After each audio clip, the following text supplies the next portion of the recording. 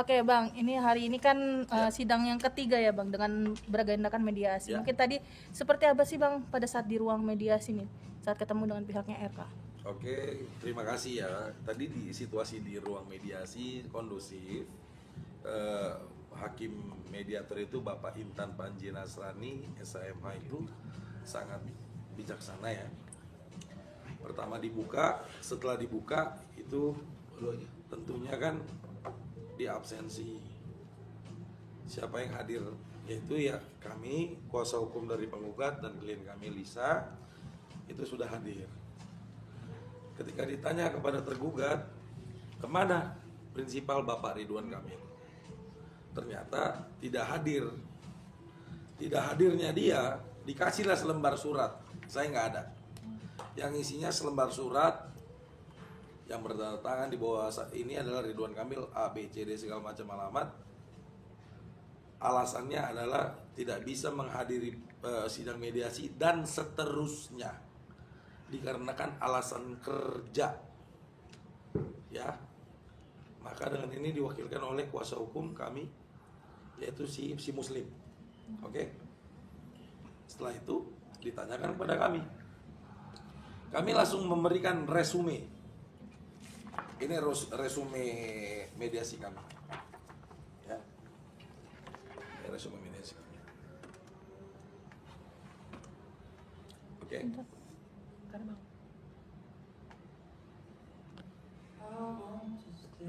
Oke. Nah, resume mediasi kami ini itu tentunya berdasarkan peraturan Mahkamah Agung nomor 1 tahun 2016 yang mana di pasal 6 prinsipal itu wajib hadir. Bapak Ridwan Kamil itu harus hadir. Jika tidak hadir di pasal 7-nya jelas. Ya, para pihak dan atau kuasa hukumnya wajib menempuh mediasi dengan itikat baik. Tandanya apa? Dia tidak hadir melalui surat yang tidak ada kopnya. Tidak jelas dia bekerja di perusahaan apa. Tidak ada surat sakit. Tidak ada perjalanan luar negeri. Saya nggak tahu dia masih boleh keluar negeri apa enggak. Oke? Tidak ada alasan sah secara hukum bahwa Ridwan Kamil itu hadir di mediasi, maka kami selaku penggugat atau kuasa hukum penggugat berkeberatan dan menyampaikan resume. Kami berpedoman berdasarkan peraturan Mahkamah Agung nomor 1 tahun 2016 harus hadir. Jadi kami menolak dengan tegas alasan yang disampaikan oleh kuasa hukum tergugat karena Bapak Ridwan Kamil sudah tidak hadir dan dalam artian tidak menghormati persidangan ini. Tidak gentle. Harus diingat, fundamental daripada mediasi adalah para pihak langsung yang ditatapkan mukanya berbicara. Apakah ini masih bisa didamaikan atau tidak? Statement dari lawyer Bapak Muslim, dia bilang ini kami berhak untuk memutuskan semuanya. Itu sangat beda, ya. Rekan Muslim itu harus pahami ini Undang-Undang nomor 1 tahun 2016. Belajar yang baik Bapak Muslim. Itikat baik itu apa? Klien kami ini perjuangan hak identitas anak. Putusan MK-nya ada, ya. Hadirlah di persidangan. Akhirnya apa? Kami juga menghormati sikap dari Bapak Ridwan Kamil. Kalau tidak mau hadir, kami juga tidak mau agenda ini diperlelet-lelet, diperpanjang-panjang, dikarenakan dia tidak hadir, jadi kami terus-terusan nunggu. Jadi maka itu kami mohon kepada Bapak Majelis Hakim bahwa persidangan ini harus dilanjutkan kepada pokok materi perkaranya. Yang akan nanti diselenggarakan, nanti akan dijadwalkan pemanggilan para pihak lagi. Ya, sampai sini clear dulu. Yang kedua, saya mau sampaikan, Bapak Muslim tadi menyampaikan kepada Majelis Hakim, kami ini berhak belum mendapatkan, memutuskan semuanya. Saya juga pengacara, Gitu loh. Rekan senior yang katanya senior itu kan juga pengacara. Fundamental mediasi itu adalah itikat baik. Kalau Anda tidak bisa memberikan alasan yang sah secara hukum, jangan bilang itu berhak. Kalau dari kami itu. Jadi yang kami mau ke depannya adalah kami akan menempuh pemeriksaan pokok materi perkara. Di situ akan terbuka nanti itu. Bukti-bukti yang akan kami lampirkan itu sangat mengejutkan. Ya, pemeriksaan saksi-saksi fakta, pemeriksaan saksi-saksi ahli, pemeriksaan maksud saya fakta-fakta hukum yang terungkap dalam persidangan itu juga akan terbukti. Biar publik yang menilai. Perjuangan klien kami, Lisa Mariana, yang mengatakan bahwa buah hasil anaknya Selin adalah hasil perbuatan dari Lisa Mariana dan Ridwan Kamil. Makanya kami tempuh upaya hukum gugatan ini. Gitu. Oke Bang, mungkin tadi pada saat, apalagi kan dari pihak Ridwan Kamil bilang bahwa Ridwan Kamil untuk seterusnya tidak akan hadir. Pada saat itu berarti terjadi ketegangan ya Bang, tadi di dalam ruang mediasi? Tegang tidak, mungkin salah paham aja ya. Kalau rekan tergugat menganggap tegang, mungkin dia memang batasan profesionalnya tegang. Kalau kami tidak. Kami secara profesional, kami sudah sampaikan resume kami. Ya, resume ini sini, resumenya ini. Kami berpacuan kepada peraturan Mahkamah Agung. Halo, kita jalankan undang-undang dong. Ya, kalau dia nggak hadir ngapain kita tunggu 30 hari? Emang dia siapa? Hukum di negara ini kan jelas. Kami ajukan resume. Ini poin pokoknya saya bacakan. Ya. Bahwa berdasarkan mediasi pertama yang mana prinsipal dari tergugat tidak hadir dalam agenda mediasi tersebut dengan alasan yang tidak sah sesuai pasal yang memutuskan yang ini, hukum yang peraturan, ya saya bacakan, peraturan nomor 1 tahun 2016 prosedur mediasi di pengadilan. Bukan pihak penggugat yang memutuskan, tapi hukum yang memutuskan. Dia tidak menghormati persidangan, dia tidak ada itikat baik, tidak memiliki alasan hukum yang sah, tidak hadir. Maka mediasi itu dianggap gagal. Paham? Itu loh.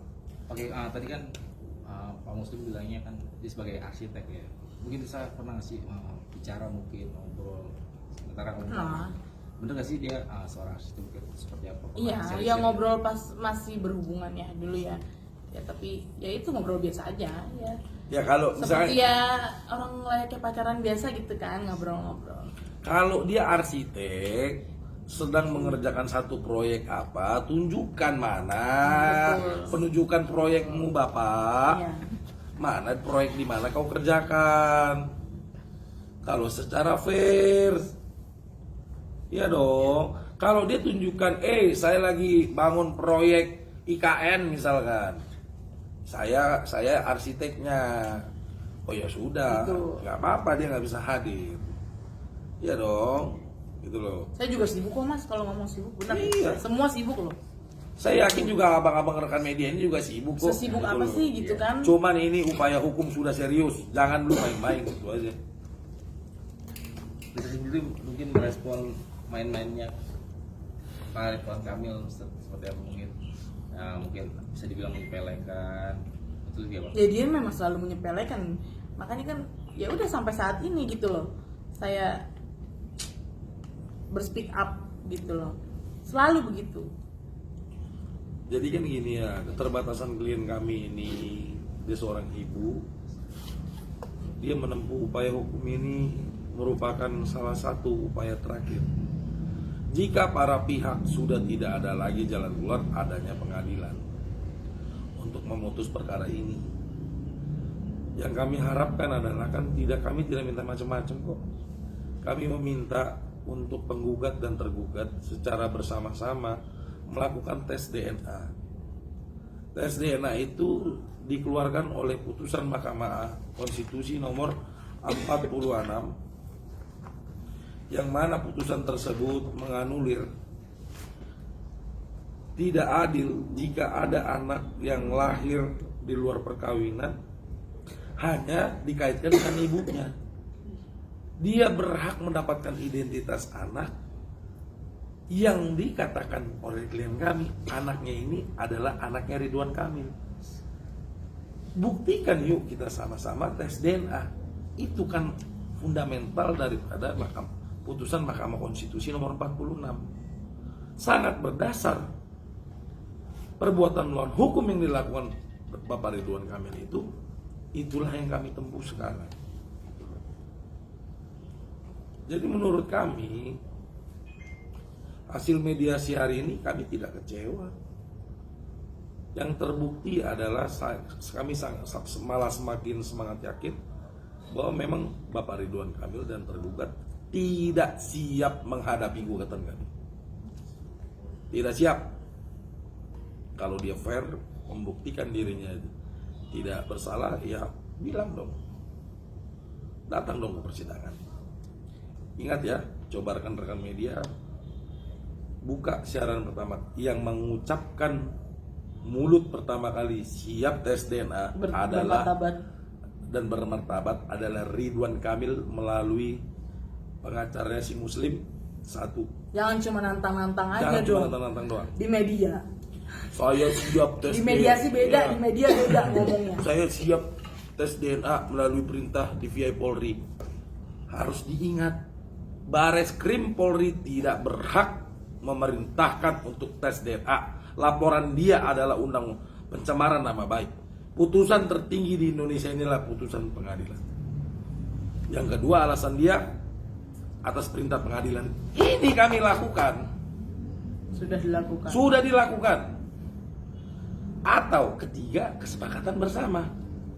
Di mediasi ini kan sebenarnya ada peluang. Mediasi ya udahlah, nggak usah lapor-laporan, nggak usah lah gugat-gugatan. Kita sepakat bersama, sama-sama tes DNA yuk. Bener nggak? Fair nggak? 3 statement itu keluar dari mulut Ridwan Kamil melalui kuasa hukumnya Muslim. Ya. Ada lagi? Bang, perihal tadi kalau pihak sana kan mengatakan bahwa tentang tes DNA begitu Bang. Lalu kalau Abang sendiri untuk tes DNA sendiri, apakah setuju untuk diadakan di Mabes oleh pihak kepolisian, atau keinginan dari Abang ada nggak sih niatan untuk di luar dari situ? Itu seperti apa? Kan saya sampaikan tadi bolak-balik. Bapak Muslim mau di Polri. Dia kan juga udah lucu, alur pikir hukumnya lucu, pencemaran nama baik tapi disuruh tes DNA. Belajar hukum lah Pak Muslim. Hah? Mana ada? Perintah DNA itu tidak dikeluarkan Bareskrim, pengadilan. Gitu loh, capek ngejelasinnya. Kalau emang dia gentle, yaudah ayo sama-sama tes DNA. Gak usah lah pakai hukum-hukuman. Capek kali dengerinnya. Dari mana perintah Bareskrim bisa menyuruh tes DNA? Pencemaran nama baik yang dilaporkan oleh Pak Muslim di Undang-Undang ITE itu adalah outputnya pemulihan nama baik. Itu logika hukum. Dari mana pencemaran nama baik tiba-tiba tes DNA? Polisi itu berhak menyidik perkara setelah lengkap. Memang kalau betul laporannya betul, nggak main-main laporannya, itu bisa naik ke kejaksaan, jaksa baru di persidangan. Di persidangan lah baru diputus oleh majelis hakim gitu loh. Jangan dong main-main. Kalau nggak siap menghadapi pertempuran ini, ya sebaiknya angkat bendera putih gitu loh. Ya kan? Berarti bisa dibilang tuh semakin mendekatnya nanti after sidang mediasi ini berarti sudah sedikit menemukan titik terang ya Bang ya? Bukan menemukan titik terang, justru kita akan buka fakta yang sesungguhnya. Kita akan buka fakta yang sesungguhnya. Ada majelis hakim wakil Tuhan di negara ini yang dapat memutus perkara bagi pencari keadilan klien kami Lisa Mariana mendapatkan keadilan untuk anaknya mendapatkan identitas di negara Republik Indonesia ini. Sangat tidak adil bahwa seorang anak lahir di luar perkawinan tidak mendapatkan identitas, sedangkan sudah ada aturan Mahkamah Konstitusi nomor 46 yang mengatakan tidak adil jika anak di luar perkawinan itu hanya hubungan dengan ibunya saja. Harusnya bisa dipulihkan dengan bapaknya jika dilakukan tes DNA. Saya kembali bilang, semua pakar hukum di dunia ini, terkhususnya di Indonesia ini, pakar hukum tidak akan bisa yang bilang bahwa anaknya si Lisa Mariana dan Ridwan Kamil itu adalah iya atau tidak. Yang bisa mengatakan itu anaknya RK dan Lisa hanyalah kedokteran. Dan diingat, tes DNA itu tidak bisa dilakukan oleh satu pihak. Ada anak Selin hadir, klien kami Lisa, dan bapaknya yang klien kami, bapaknya si anak ini yang menurut keterangan klien kami itu yang kita suspek adalah Ridwan Kamil. Ini 3 pihak hadir datang ke rumah sakit, diambil sampel 1, sampel 2, sampel 3. Jika identik, ya itu anaknya. Jika tidak identik, ya klien kami sudah siap konsekuensi hukumnya. Bokoper saya. Klien saya coba kasih tahu. Bokopar, borgol. Borgol, silakan. Hah? Tapi kalau emang negatif itu kayaknya direkayasa. Enggak, kita nggak bisa bilang rekayasa. Saya bilang, kami mau tes DNA ini dilakukan 2 kali dan ke rumah sakit Medan. Saya mempercayai kepolisian Republik Indonesia, tapi kami berhak untuk meminta tes DNA ini dilakukan juga di luar negeri, ya, agar pembanding. Jurisprudensinya sudah ada kejadian kayak gini sebelumnya, ya, sudah ada kejadian. Pertama identik, yang kedua tidak identik, dan ternyata yang dipakai yang kedua. Jurisprudensinya udah ada, cari sendiri siapa orangnya, ya. Jadi kita bukan tidak percaya, tapi kita mau fakta hukum itu harus diterangkan dan transparansi ini harus jelas. Bang, sedikit menekankan kembali. Berarti hasil dari deadlock tadi berarti bukan dari keinginan abang. Soalnya dari pihak sana mengatakan itu dari abang. Pihak sana yang mau deadlock, itu gimana? So, salah lah, nggak ngerti hukum itu dia. Ini ya, saya terangin lagi. Iya. Dia bawa surat yang menandatanganin Ridwan Kamil. Katanya dia kerjanya nggak jelas, skopnya apa. Katanya dia apa, arsitek. Dia kan udah nggak pejabat publik nih, udah sipil, arsitek. Seharusnya kalau ada tugas arsitek jelas dong kerjanya di mana, ngapain gitu loh, segala macam. Ya, saya sampaikan.